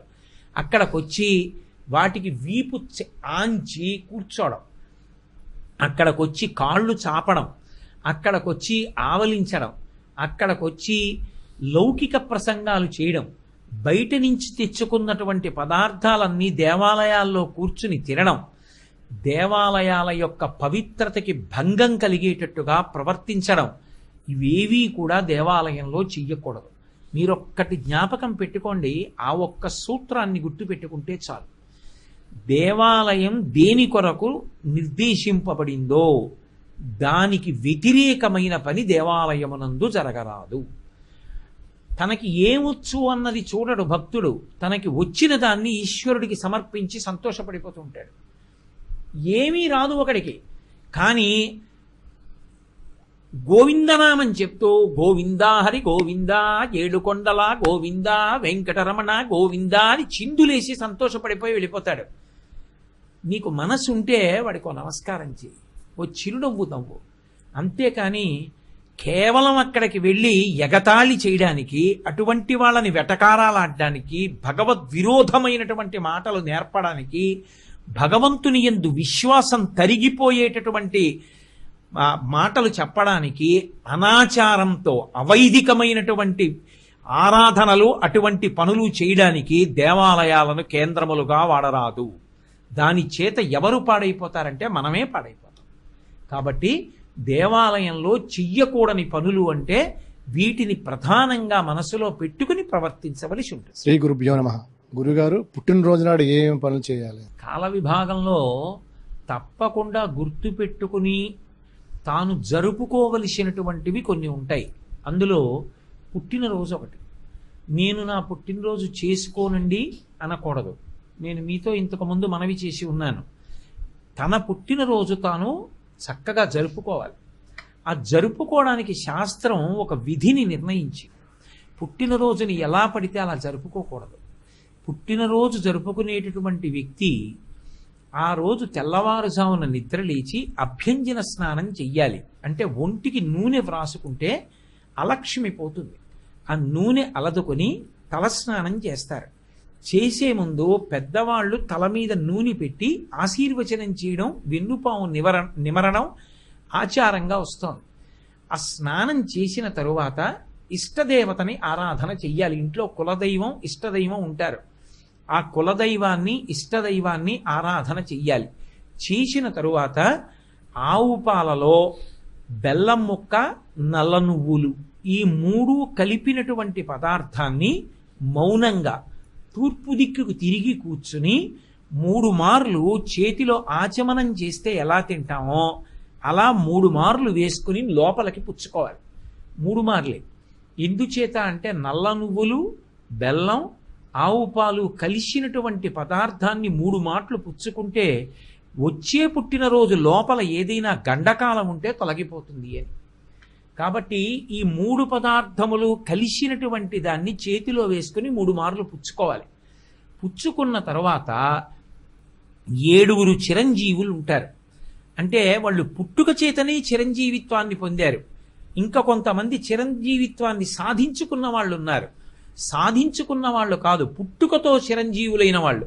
అశ్వత్థామ, బలి, వ్యాసుడు. అశ్వత్థామ, బలి, వ్యాసో హనుమాంశ్చ విభీషణ. హనుమంతుడు, విభీషణుడు, కృపాచార్యుడు, పరశురాముడు. వీళ్ళ 7 కూడా సప్తైతే చిరజీవినః, పుట్టుకతే చిరంజీవులు. ఈ 7 పేర్లు మనసులోనన్నా స్మరించాలి, పైకన్నా చెప్పాలి. ఆ రోజున తల్లిదండ్రులకి, గురువు గారికి తప్పకుండా నమస్కారం చేసి వాళ్ళ ఆశీర్వచనం అందుకోవాలి. మీ ఇంటికి దగ్గరలో ఏ దేవాలయం ఉంటే ఆ దేవాలయాన్ని దర్శనం చెయ్యాలి. చక్కగా మృష్ణాన్న భోజనం చెయ్యవచ్చు. రాత్రి మాత్రం బ్రహ్మచర్యాన్ని పాటించాలి.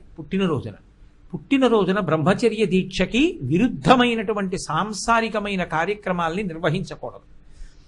అలా ఉంటే ఆ రోజు పుట్టినరోజుని సక్రమంగా చేసుకున్నాడు అని చెప్తారు. తన శక్తి కొలది దాన ధర్మాలు నిర్వహించాలి. తనకి ఐశ్వర్యం ఉందా, దానం చేస్తాడు. తనకి ఐశ్వర్యం లేదు, గోగ్రాసం అంటారు. చేతి నిండా కాసిని పచ్చగడ్డి పరకలు పట్టుకెళ్ళి ఒక ఆవుకి తినిపించి ప్రదక్షిణం చేసి నమస్కరిస్తే చాలు. ఇవి పుట్టినరోజు నాడు తప్పకుండా జ్ఞాపకం పెట్టుకుని చెయ్యవలసినటువంటి విషయాలు. వీటికి విరుద్ధంగా పుట్టినరోజుని మాత్రం చేసుకోకూడదు. అది కేవలం ఏదో సరదా కోసం, వినోదం కోసం చేసుకునేది కాదు. అది ఆయుర్దాయ సంబంధమైనటువంటిది. ఆ రోజు దీపం చాలా ప్రధానం. పొరపాటున కూడా అక్కర్లేని విషయాలు పిల్లలకి నేర్పితే అవే విశృంఖలత్వాన్ని పొందుతాయి. రేపు పొద్దున్న ఎన్నో 7 పుట్టినరోజు చేసుకుంటున్నాడో అన్ని కొవ్వొత్తులో, అన్ని దీపాలో వెలిగించడం, ఉఫ్ఫని ఊత్తు దీపాలు ఆర్పేయడం పరమ అమంగళప్రదమైనటువంటి విషయం.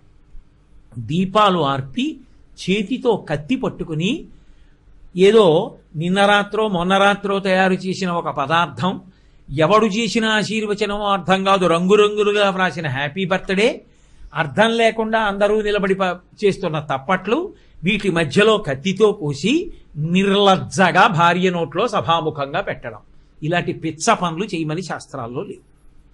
దీపాన్ని గౌరవించు, దీపం వెలిగించు. దీపం దగ్గర మట్టు మీద ఓ అక్షతలో పువ్వో వేసి నమస్కారం చెయ్యి. అది నీ ఇంట కాంతి నింపుతుంది, నీ జీవితాన్ని నిలబెడుతుంది.